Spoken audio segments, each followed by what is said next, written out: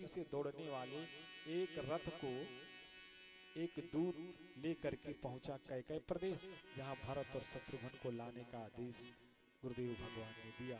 पर जाते जाते गुरुदेव भगवान ने कहा था कि भरत को ये जानकारी न होने पाए कि राम और सीता लक्ष्मण बन गए हैं और पिताजी के प्राण पखेरु राम और लक्ष्मण सीता को ढूंढ रहे।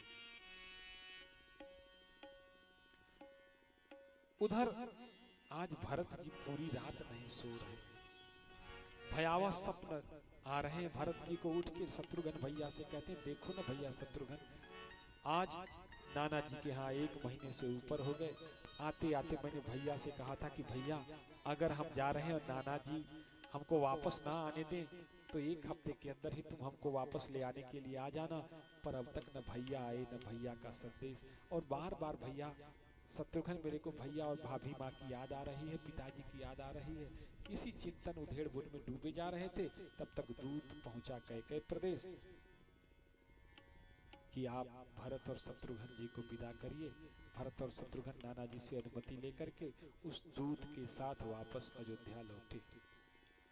पर रास्ते में विभत्स घटनाएं देख करके अपशगुन का अंदेशा भरत जी के मन में बार बार हो रहा है, क्योंकि इससे पहले यात्राओं में इस तरह के दृश्य तो नहीं दिखते थे। कहीं कुत्ते रो रहे हैं, कहीं सियार रास्ता काट रहा है, कहीं उल्का पिंड गिरते देख रहे हैं।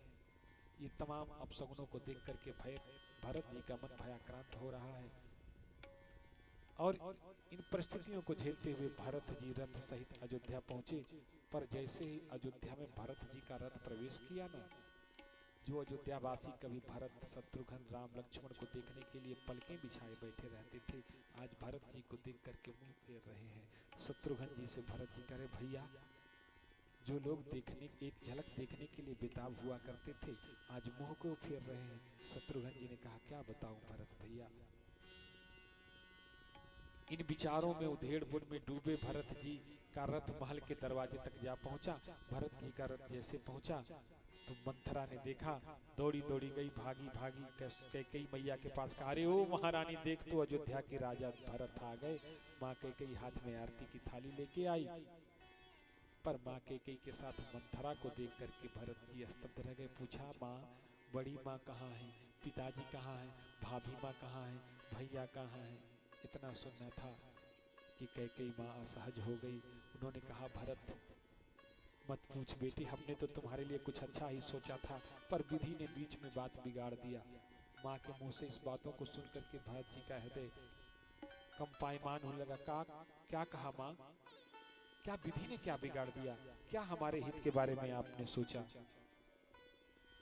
कहा, देखो बेटा, हमने तुम्हारे लिए अयोध्या का राज मांगा था। तुम्हारे अनुपस्थिति में तुम्हारे पिताजी भ्रम में पड़ के राम को राजा बना रहे थे और राम को 14 बरस का वनवास। बस इतनी छोटी बात तुम्हारे पिता बर्दाश्त नहीं कर पाए और उनके प्राण छूट गए। इतना सुनना था कि भरत जी दहाड़े मार के रोने लगे और शत्रुघ्न भैया समझ गए कि माँ के मति को किसने भ्रमित किया है। कुबरी को पकड़ा, मंथरा को चोटी पकड़ के घसीटने लगे और पैर से उसके कुबर पर एक पैर लात दे मारा। सदगुरुदेव भगवान आए, भरत जी को फटकारे, समझाए, कहा, भरत यह विलाप करने का समय नहीं है बेटा। अगर तुम इस समय धैर्य खोओगे तो फिर अयोध्या वासियों को कौन संभालेगा। चलो, तुम्हारे पिताजी का पार्थिव शरीर तेल की नौका में पड़ा है। रात बीती, सुबह हुआ, पिताजी के पार्थिव शरीर को लेकर के ब्राह्मणों के साथ गुरुदेव भगवान के संरक्षण में भरत और शत्रुघ्न सरजू जी के किनारे पहुंचे। आए हम सभी भाव से अपने सुर के द्वारा इसमें सम्मिलित हों। डाल गले में पिता पुत्र को कांधे ले दुलरावे हो। बचपन में जब हम छोटे होते हैं तो माता पिता हमको कंधे पर बैठा के खिलाते हैं। डाल गले में पिता पुत्र को कांधे ले दुलरावे हो। और अंतिम यात्रा में पुत्र जो है पिता की अर्थी को कंधा देके उस कर्ज को चुकाता है। डाल गले में पिता पुत्र को कांधे ले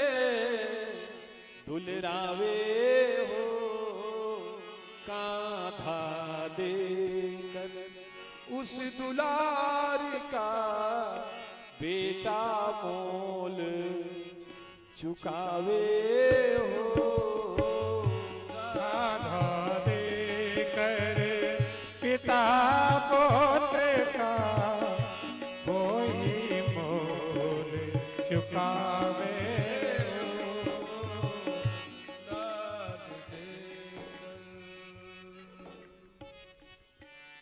माता पिता जब तक जीवित होते हैं सोचते हैं कि पुत्र पर एक आंच न आए, रहे पिता का ध्यान पुत्र पर कोई आंच न आवे हो। जब कभी बालक छोटा होता है, खेलते खेलते आग के पास जाता है, तो माँ बाप हजार कामों को छोड़ के बालक को गोद में उठाने के लिए उसके पीछे दौड़ पड़ते हैं। साधक कहता है कि रहे पिता का ध्यान पुत्र पर कोई आंच न आवे हो। और मृत्यु के बाद सबसे पहले पुत्र पिता के तन में आग लगावे हो।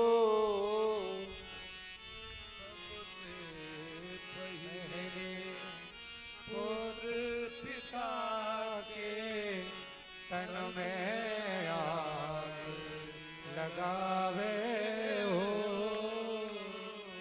जीने वाला जाने वाले की सुधियां दोहराए हो। जीने वाला जाने वाले की सुधियां दोहराए हो। जो हो जितना निकट उसे उतना ही मोह रुलावे हो।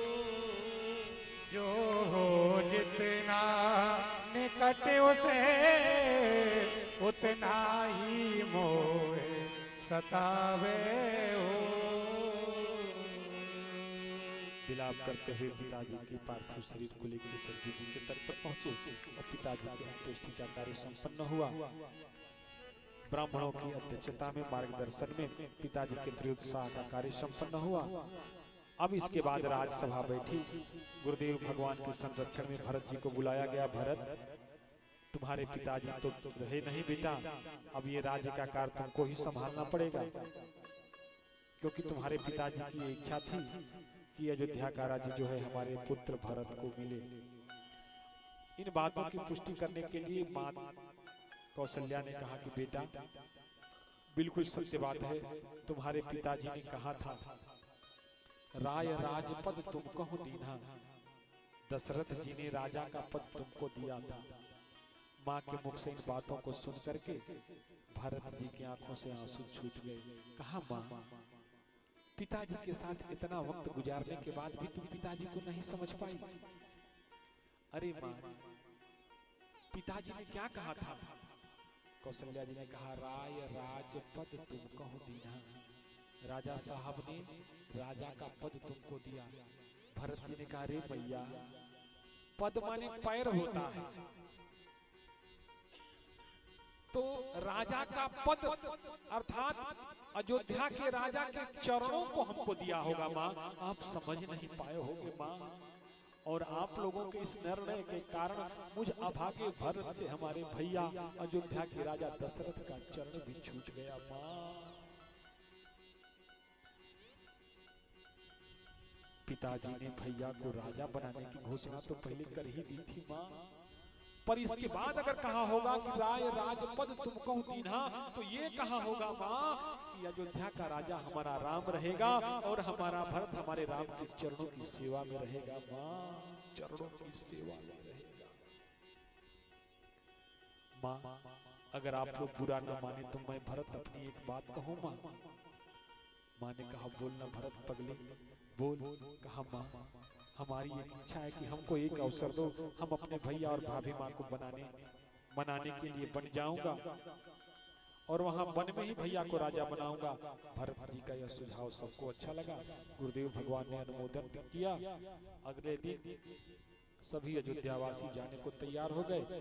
जो विश्वास पात्र लोग थे उनको अयोध्या की व्यवस्था सुरक्षा की जिम्मेवारी सौंप करके भरत जी माताओं और गुरुदेव भगवान के साथ मनाने के लिए राम जी को वन में चले।